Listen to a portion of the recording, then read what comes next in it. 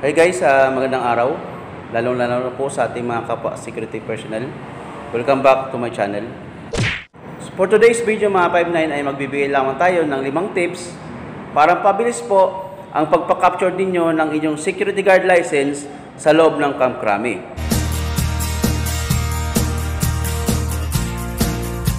So unang-una po na tips mga 5-9 ay kailangan po ay kabisado po ninyo ang 11 General Orders. Okay? Dahil last Monday lang po, no, ay doon po tayo sa Camp Crame at naobserbahan po natin, no, na ganoon po yung pagbabago sa loob. So kailangan alam ninyo ang 11 General Orders, no?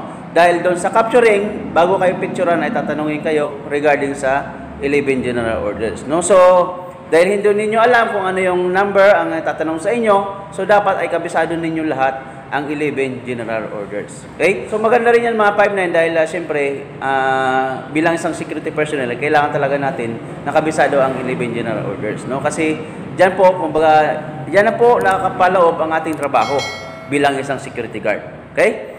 So pangalawang tips mga 5-9 ay kailangan po, bago kayo pumasok sa Camp Crame, ay kailangan po naka-online appointment na po kayo. Okay? So mag-register po kayo sa Google, magpa-online appointment po kayo at i-register po ninyong number nyo doon and then yung password na ibibigay ng training center o ng tao na nag-ayos ng inyong 2-1 files. No? At syempre, kailangan po ninyo magdala rin ng isang valid ID para po doon sa entrance kasi kapalit po yan ng visitor's pass. Okay? So, pangatlong tips mga 5-9 ay kailangan po ay i-double check po ninyo ang inyong mga requirements or yung nilalaman ng inyong 2-1 files kung kumpleto ba o hindi, no? So dahil po ang kapag nakapag-register na kayo sa online na appointment ay meron pong mga dokumento na hiningi doon sa system na kailangan po ninyong i-submit, no? So kailangan kumpleto po ang inyong 2-1 files or ang inyong requirements, no? Para hindi po kayo maabala o para tuloy-tuloy po ang process ng inyong security guard license. Okay? So, pang-apat na tips mga 5-9 ay kailangan po picturean ninyo ng maayos, malinaw at buo ang mga requirements or yung mga 2-1 files na hinihingi po doon sa system or doon sa online appointment na ginawa po ninyo. No? Dahil kapag hindi po malinaw or hindi po buo ang inyong pagka-picture doon sa requirements na hinihingi sa online, so i-reject po yan ng system. So babalik na naman po kayo sa umpisa. So para less hassle, kailangan po maayos, malinaw at buo ang pagka-picture ng mga dokumento or mga requirements na hinihingi po doon sa inyong online appointment. Okay? So pang-5 tips mga painan para hindi kayo maabala at tuloy-tuloy yung process ng inyong license.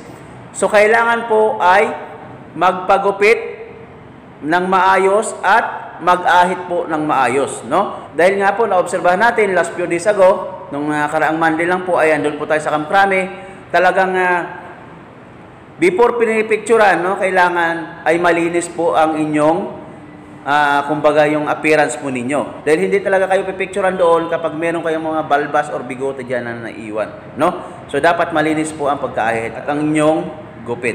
Okay? So, panoorin nyo po hanggang dulo ang video ito mga 5-9 dahil ipapakita ko po sa inyo ang proseso or yung sitwasyon po doon sa loob ng Camp Crame kapag magpapakapture po kayo ng inyong security guard license. Okay?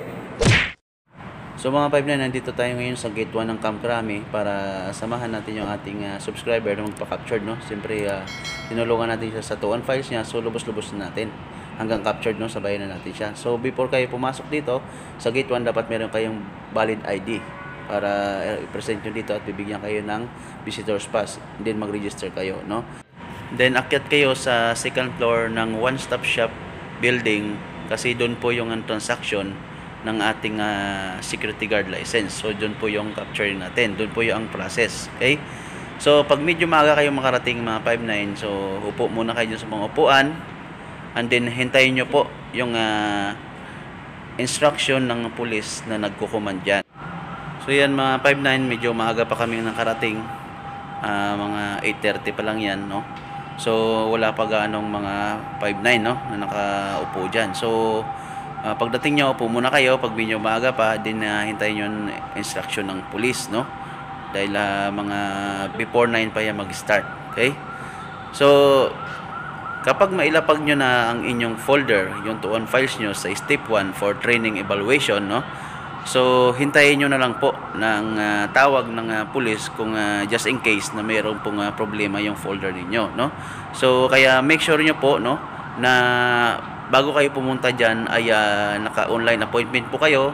And then kung ano po yung hinihingi doon sa appointment ninyo na kailangan yung picturean na mga 2-1 files, ay kailangan po ay picturean nyo po ng maigi, ng malinaw at buo, no?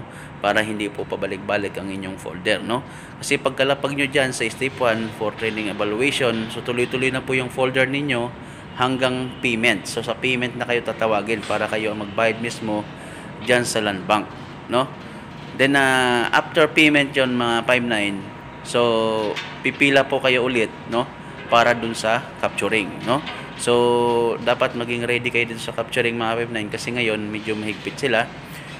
Before ka pipicturean dyan, tatanungin ka muna ng 11 general orders, no? So yun sa nabanggit ko kanina. So dapat kahit papano ay kabisado po ninyo. Tapos yung inyong mukha kailangan po malinis, kailangan po nakaahit, no?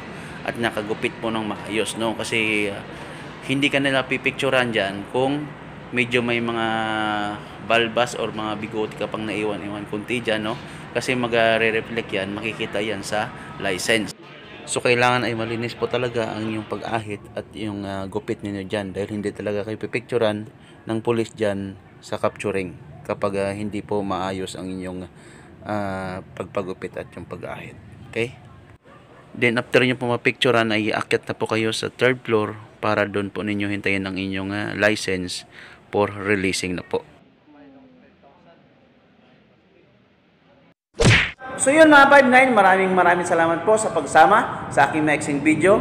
Nawa po ang video ito ay nakatulong po sa inyo, lalong-lalo na po doon sa mga baguhan or wala pang experience kung paano magpa-capture ng kanilang ID license sa loob ng Camp Crame. Okay?